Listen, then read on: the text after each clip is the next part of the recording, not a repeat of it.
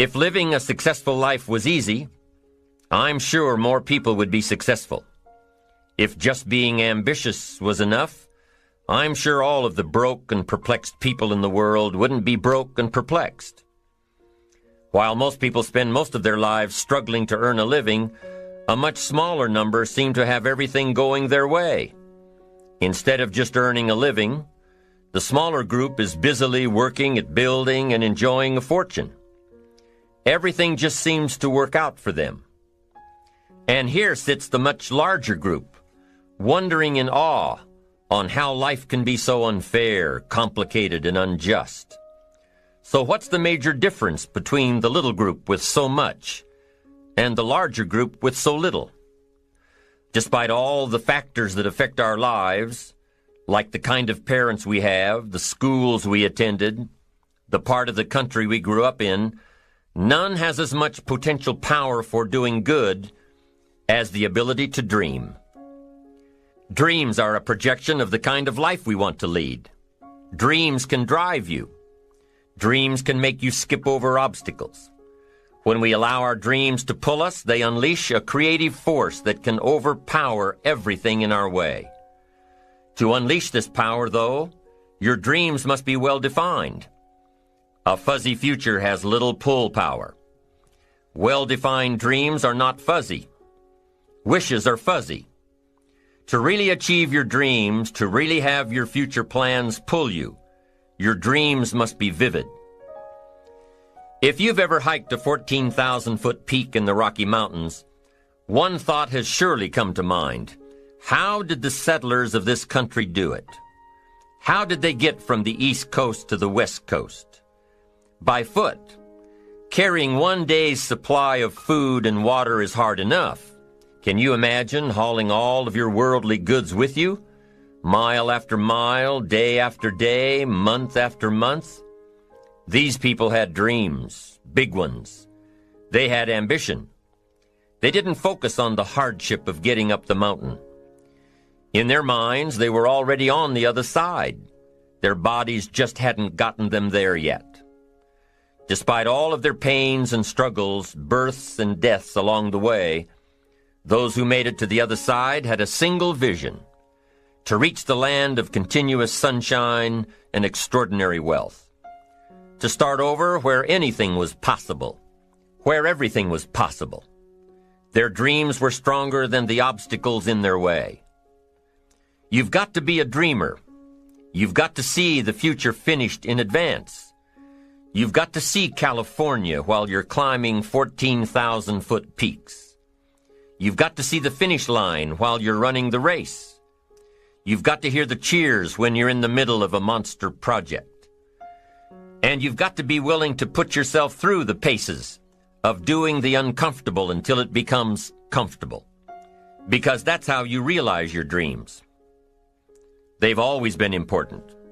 Dreams are what caused thousands of people to leave their homes and families and start over in a land where anything was possible. To this day, dreams continue to bring people to our land of opportunity, to a country where you can start with little and end up with a lot.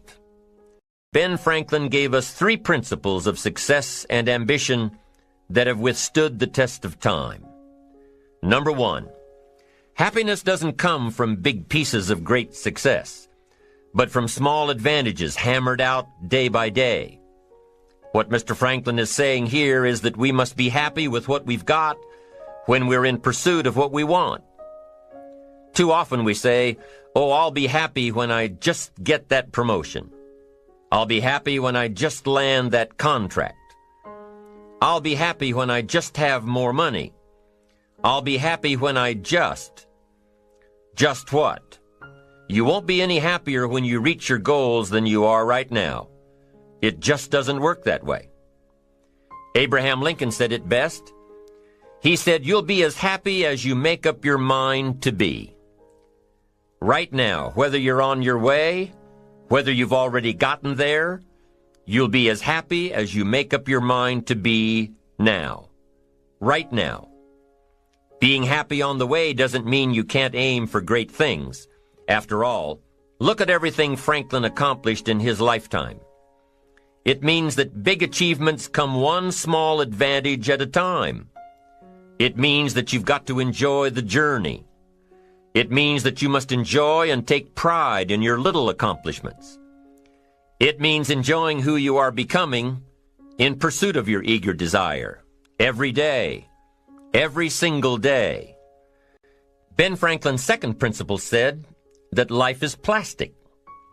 Within each of us is the power to mold ourselves and mold our environment. It is up to each of us to begin this molding process with a final product in mind. And it is within our power to work it and form it every minute, every day, every month, every year. By using your mind and your abilities and your attitude to work a little each day on molding your life, you'll soon see how magnificent your power is to gain those small advantages each day, the little steps it takes to build up to success. Principle number 3, success is a pleasure. Success is a pleasure. If what you are doing today isn't satisfying, gratifying, guess what? You're really not successful. If you are not fulfilled with what you are doing today, you cannot possibly be successful. It doesn't matter how many worldly possessions you may have, how many cars, how many toys, how much money. If you're not happy with your life as it is, you cannot be successful. Now, I know that success is a relative term. It means different things to different people. To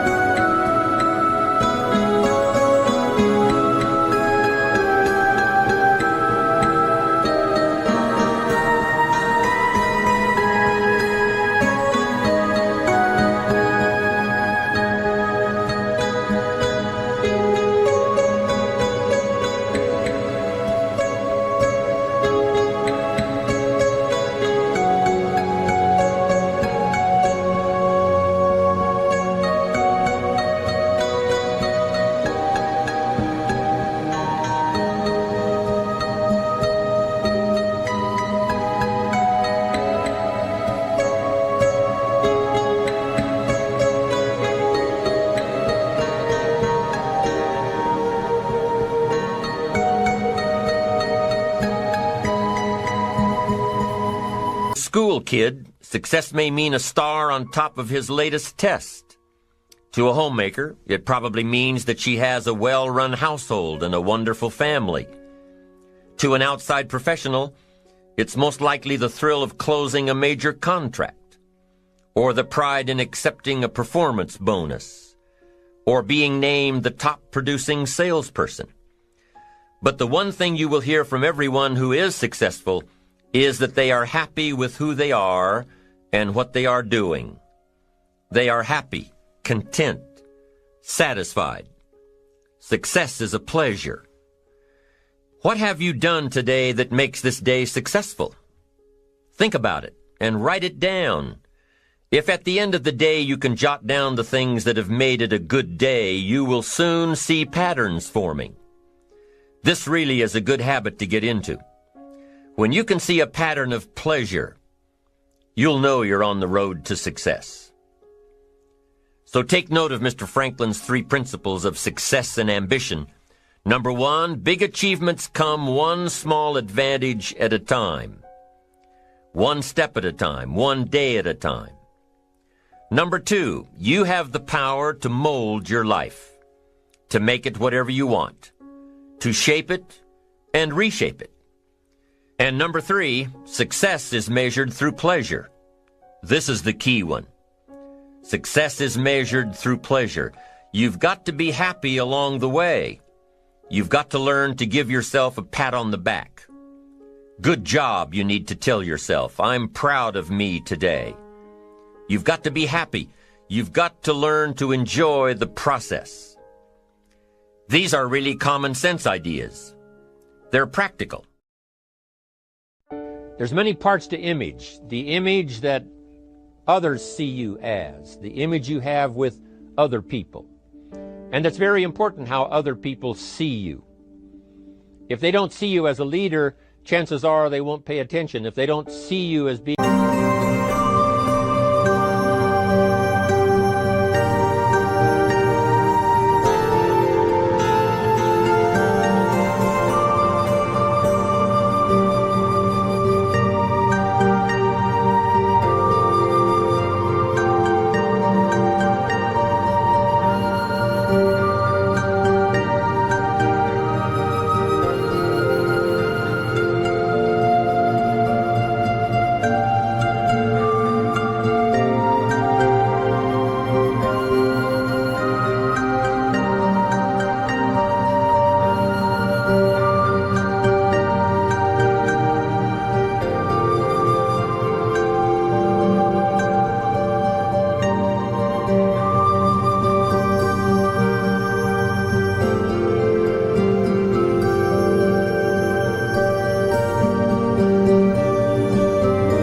in control, chances are they won't have the trust. If they don't see you as knowing where you're going, what you want to accomplish, they probably won't follow. But if people can see you, if you have the image of someone that's in charge, in control of your life, your future, your destiny, in control of the situation, if they see that, that kind of image is powerful.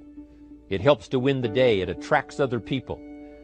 People want to be around people that are in control, that are powerful, but they know how to use their power. Influential, but they know how to use their influence. That kind of image is important. But here's a very important image, and that is your image of yourself. The way you dress, the way you talk, the way you think, your capacity for learning, all of that is an important image that you have of yourself.